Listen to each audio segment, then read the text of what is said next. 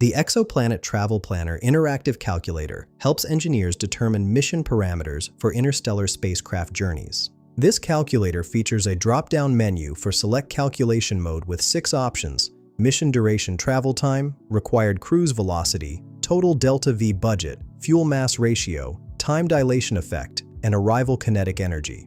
For this demonstration, I'm using mission duration travel time mode.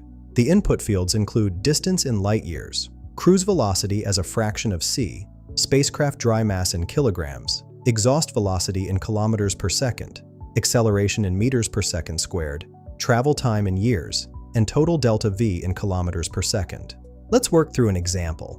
With a distance of 12.4 light-years, cruise velocity of 0.15, spacecraft dry mass of 50,000 kilograms, exhaust velocity of 30,000 kilometers per second, and acceleration of 0.1 meters per second squared.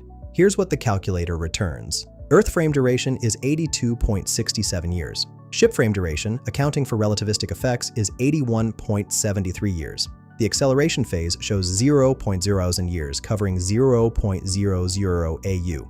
The Lorentz factor gamma equals 1.001 Hud-Mortier.